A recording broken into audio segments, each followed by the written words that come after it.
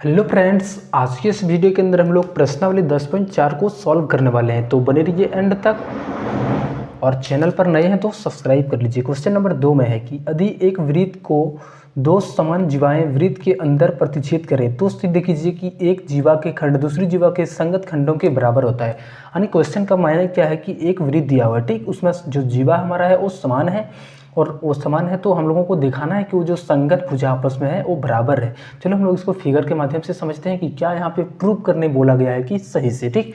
तो देखो यहाँ पे हम लोगों को आ जाना पहले कॉपी पर, ठीक, और यहाँ पे इसी में हम लोगों को यहाँ पे क्वेश्चन भी ऊपर में लिखा हुआ है, ठीक, इसमें हम लोगों को प्रूव करना है। चलो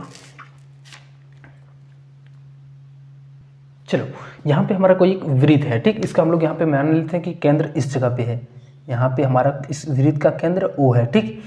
अब यहाँ पे हम लोगों को प्रूव क्या कर रहा है कि ये जो हमारा है दोनों जीवा जो है सो समान क्या है, दोनों हमारा जीवा की जो लंबाई है वो दोनों सेम है। हम इसको मान लेते हैं AB और इसको मान लेते हैं CD, ठीक। और ये जो इंटरसेक्ट यानी प्रतिच्छेद जो कर रहा है इसको हम लोग यहाँ पे मान लेते हैं कि कोई रेखा O' यहाँ पे वो माना हुआ है, तो हम लोग यहाँ पे कुछ X मान लेते हैं, ठीक। अब यहाँ पे इसी में हम लोगों को प्रूव करना है कि जो हमारा यहाँ से लेकर के यहाँ तक का दूरी होगा और यहाँ पर यहाँ तक का ये दोनों सेम होगा और दूसरी तरफ से AX और CX आपस में बराबर होगा। तो कोई बात नहीं, पहले लिख लेते हैं इसको। सिद्ध क्या करना है लिखेंगे यहाँ पे, सिद्ध करना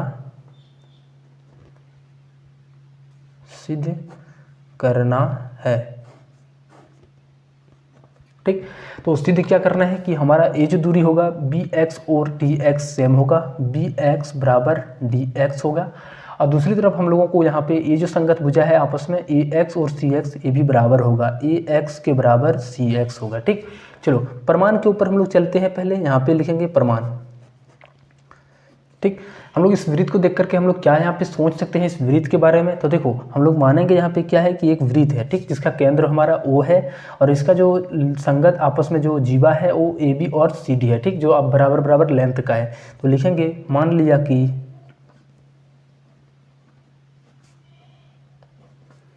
एक वृत्त है, मान लिया कि एक वृत्त है, ठीक, जिसका केंद्र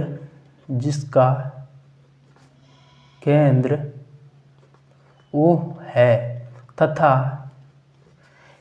AB और CD हमारा क्या है, इसका जीवा है, ठीक। AB बराबर CD, AB और CD बराबर जीवा है, ठीक। अब इसके आगे हम लोगों को क्या करना है इस जगह पे। तो देखो सबसे पहले यहाँ पे रचना करना होगा, ठीक।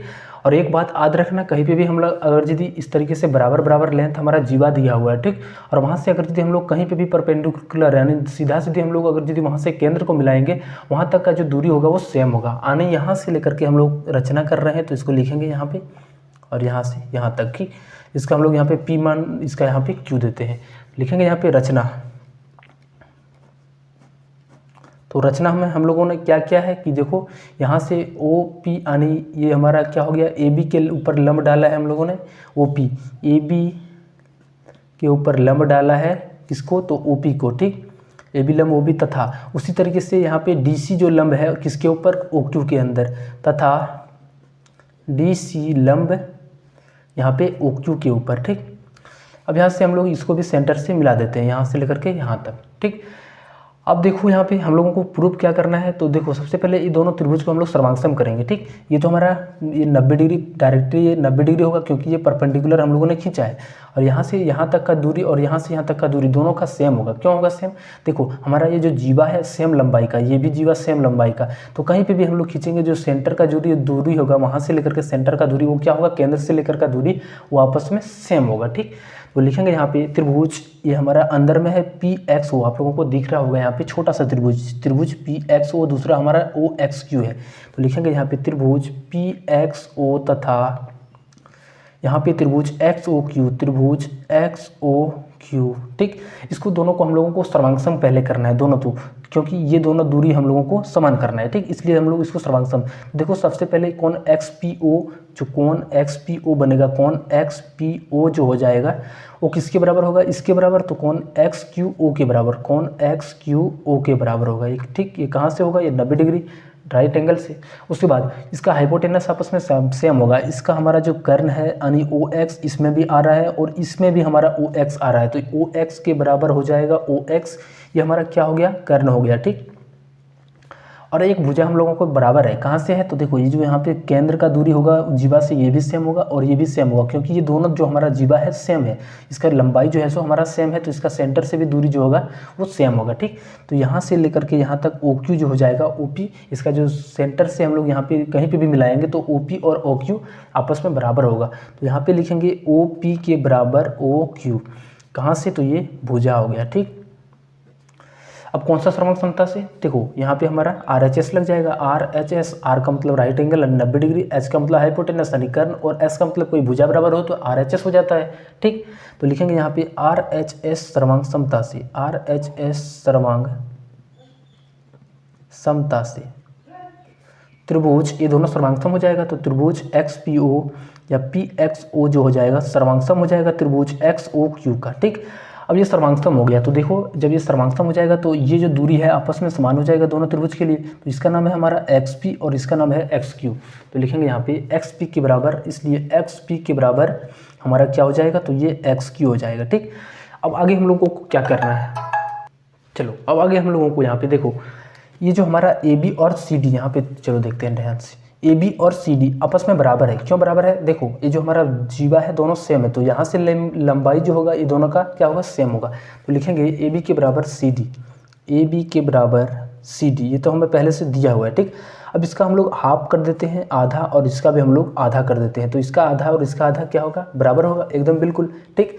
तो देखो इसका जो आधा होगा वो कहाँ पे जाके मिलेगा, इसका पूरे का आधा कहाँ पे, बीच सेंटर से होकर जाएगा, ठीक, बीच सेंटर से होकर जाएगा। तो यहाँ पे क्या करेगा, ये जो रेखा है इस रेखा को समान समान भाग में बांटेगा, यानी ये दूरी और ये दूरी को मैंने समान समान भाग में बांटेगा। तो इस तरीके से हम लोग क्या लिख सकते हैं, इस पूरे AB का आधा को हम लोग तोड़ करके PB लिख सकते हैं। तो हम लोग लिखते हैं AB का आधा बराबर PB, यानी AB का आधा हमारा यहाँ पे PB हो गया। और यहाँ पे इस तरीके से हम लोगों को यहाँ पे भी करना है, ठीक। C और D का हम लोगों को आधा क्या हो गया, ये हमारा DQ हो गया, यहाँ पे हो जाएगा PB के बराबर क्या हो गया हमारा D और Q, ठीक, ये DQ हो गया। अब चलो आगे हम लोगों को क्या करना है, इसको हम लोग यहाँ पे समीकरण अब 1 मान लेते हैं, ठीक। यहाँ पे जो हमारा प्रूव हुआ था इसको 1 मान लेते हैं और इसको समीकरण 2 मान लेते हैं और दोनों को आपस में जोड़ देते हैं। समीकरण 1 जोड़ 2 लिखेंगे यहाँ पे, समीकरण 1 जोड़ 2, चलो जोड़ते हैं इसको, XP और PB, चलो फिगर में आते हैं। XP और PB कहाँ पे है, तो XP और PB ये जो हमारा यहाँ से लेकर के यहाँ तक का दूरी आ गया, ठीक। लिखेंगे पहले यहाँ पे एक बार लिखेंगे इसको, XP जोड़ इस साइड में है PB, उसी तरीके से इधर हम लोग पहले है हमारा XQ और प्लस का DQ, चलो मिला करके जोड़ते हैं XP और PB। XP और PB जब मिल जाएगा तो यहाँ पे यहाँ तक का दूरी बन जाएगा पूरा XP और BP, ये BP हो गया और ये XP हो गया, तो यहाँ से यहाँ तक का दूरी क्या है, तो BX हो गया, जिसके सामने हम लोग रखेंगे BX। उसी तरीके से XQ प्लस DQ, XQ और DQ कहाँ पे है, तो देखो XQ हमारा यहाँ पे कहाँ पे है, ये हमारा हो गया XQ और इसमें हम लोग DQ को जोड़ देंगे तो पूरा बनेगा ये रेखा DX बन जाएगा। तो इसके जगह पर हम लोग लिखेंगे DX, यही हमें एक पहला प्रूव करना था, ठीक। तो ये हमारा प्रूव्ड हो चुका है। अब दूसरा हम लोगों को एक और प्रूव करना था, AX के बराबर CX, ठीक। तो इसको भी हम लोग यहाँ पे बगल में प्रूव कर लेते हैं, बस इसमें जो हम लोग किए हैं उसको सेम कर देना है, ठीक। हम लोग क्या करेंगे, इस पूरे जब पूरे लंबाई बराबर है, AB और CD बराबर है, ठीक, तो लिखेंगे यहाँ पे चूँकि AB के बराबर CD है, ठीक। अब इन दोनों में से हम लोग क्या करेंगे, समीकरण इसको मान लेते हैं, या छोड़ो समीकरण नहीं मानते हैं, हम इसको माइनस कर देते हैं, इसको और इसको दोनों तरफ से, ठीक। तो जब AB की तरफ इधर इसको माइनस और इधर को इधर, चलो AB की तरफ यहाँ पे AB को रहने देते हैं और यहाँ पे ये हमारा जो हमारा है क्या है, तो BX को माइनस कर देते हैं इस तरीके से और इस CD को रहने देते हैं और इसमें भी हम लोग क्या कर रहे हैं, या तो BX की माइनस कर रहे हैं, दोनों तरफ हम लोग BX माइनस कर रहे हैं, ठीक।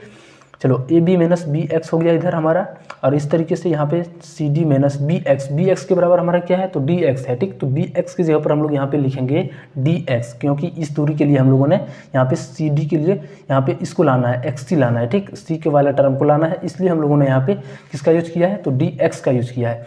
अब AB में से BX को घटाएंगे तो AB में से BX घटेगा तो बचेगा हमारा ये AX, तो इसकी जगह पर हो जाएगा AX। उसी तरीके से CD में से DX घटेगा, CD में से DX पूरा निकल जाएगा तो बचेगा C और X, CX, ठीक। तो ये हमारा इसका प्रूफ हो गया। चलो